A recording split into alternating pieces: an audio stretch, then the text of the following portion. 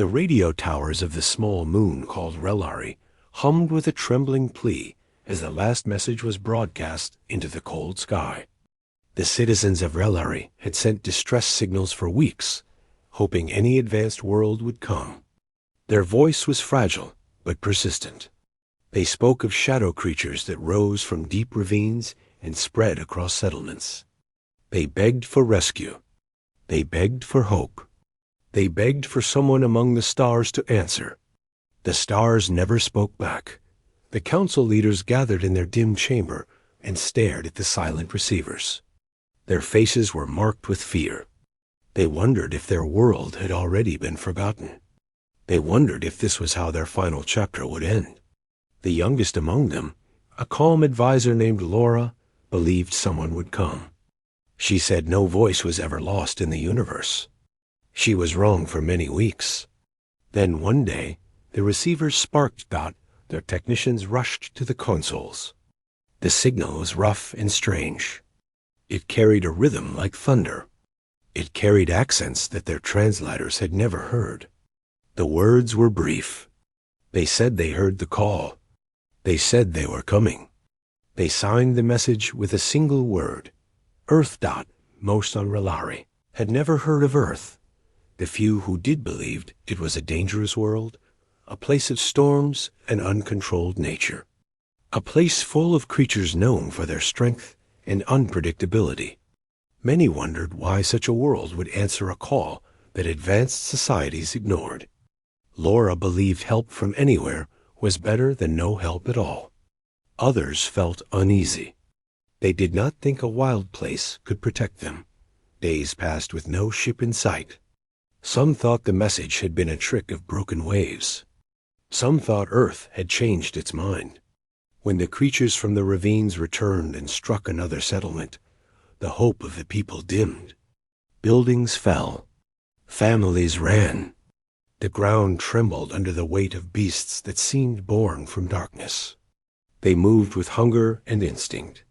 Relari soldiers fought bravely, but were pushed back again and again. Just as the creatures stormed the final defense line near the main city, a streak of fire tore through the sky. It roared with a sound none had heard before. It shook the ground. It scared even the shadow beasts, who turned toward the light with a growl. The craft landed with a hiss, and the dust settled around it. Soldiers of Relari raised their weapons and watched with caution. The hatch opened. From the ramp stepped not armored knights nor shining heroes, but tall figures wearing simple gear. Their helmets were shaped to protect against harsh winds. Their boots were heavy. Their stance was steady. These beings from Earth walked with the confidence of those who had survived a harsh world. They carried no advanced energy weapons. They carried metal shields and blunt tools shaped like ancient clubs.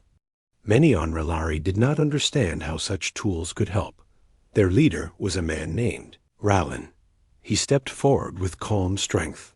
He removed his helmet so his face could be seen. He did not smile. He scanned the horizon where the shadow beasts gathered. His voice was soft but firm. He said they had fought worse back home. He said they had grown up on a world where storms could crush ships, where forests hid predators that learned quickly, where mountains could swallow an entire camp. He said their world taught them to fight with heart rather than technology. The shadow beasts advanced. Their bodies shifted like smoke, but struck like stone. Relari soldiers fired energy shots that barely slowed them. Rallin raised his head and signaled his team. They formed a line with shields planted in the ground. The beasts crashed against them. The sound rang like thunder. The shields bent, but did not break. The humans pushed back with a roar that felt like a storm. Their clubs struck with force that sent the creatures stumbling. Some on Relari gasped. They had never seen anyone fight with such raw strength.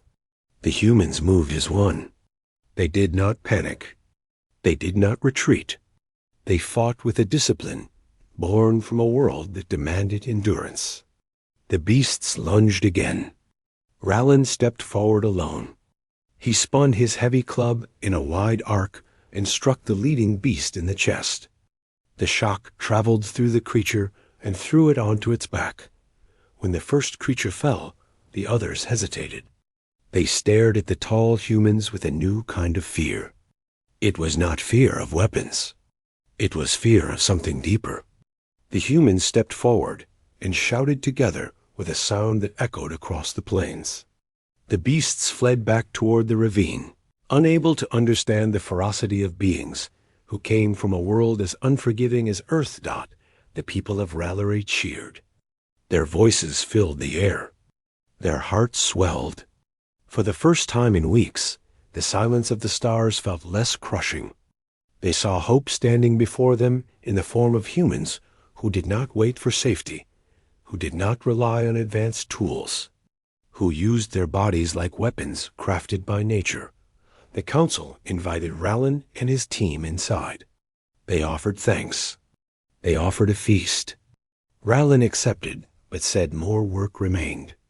He said the beasts would return unless they sealed their ravine. He said he had studied the land from orbit. He believed the ravine was part of an old fault line. He believed the beasts crawled from tunnels underground. He believed they could collapse those tunnels if they placed charges in the correct spots. The council agreed. For days the humans walked among the people of Rallery. They helped rebuild walls. They lifted broken machines. They taught defensive stances. Children followed them with wonder. Many adults still found them strange.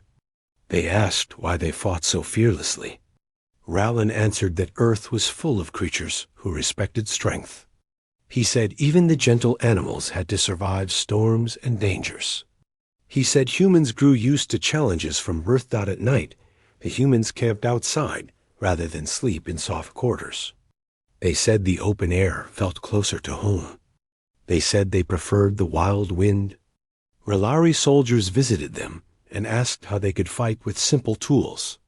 Rallen explained that on Earth tools were an extension of instinct.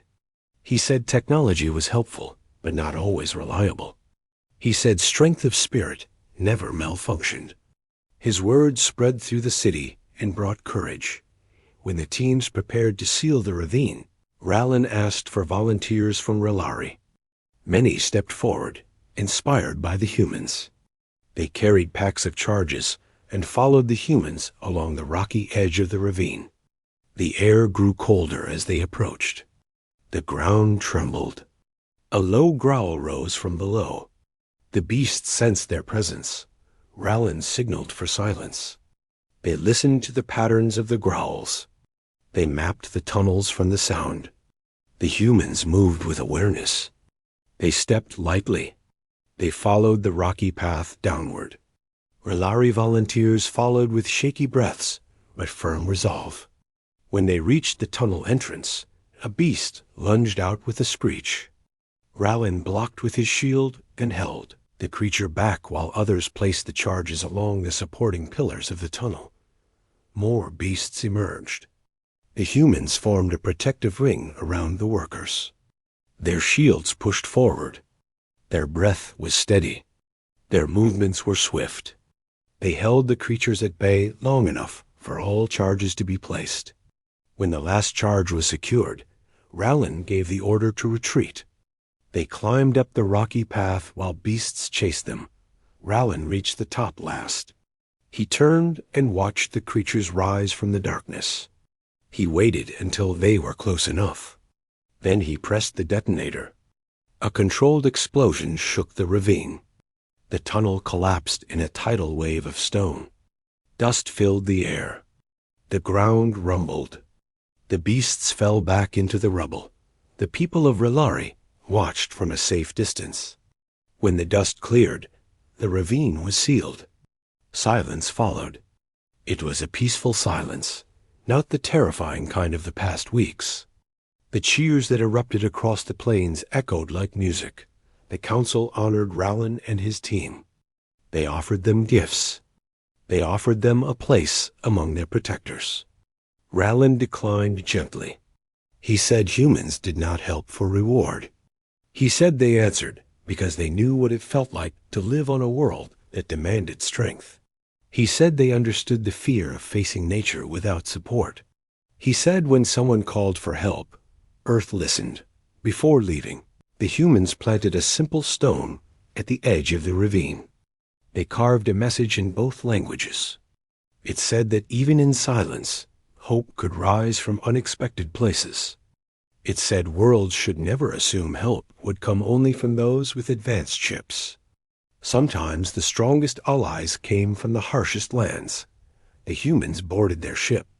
Rallin looked back at the people who now stood with pride rather than fear. He nodded once. The engines roared. The ship lifted into the sky and left a bright trail behind. On Relari, the people told stories of the day Earth answered. They did not call the humans soldiers. They called them beasts in the best sense. They said they were being shaped by a world of storms and danger. They said they fought with the power of mountains and the courage of fire. They said when the stars remained silent, Earth sent its strongest children. Their world healed with time. The walls were rebuilt. The ground grew quiet again. But one thing changed forever. When they looked at the sky, they no longer felt abandoned. They knew somewhere out there a wild world listened. A world that sent help not because of glory or reward, but because it understood the value of life. And so the legacy of Earth grew across Relari. Children trained with simple tools and spoke of strength of spirit. Adults remembered the sight of humans standing firm against eye.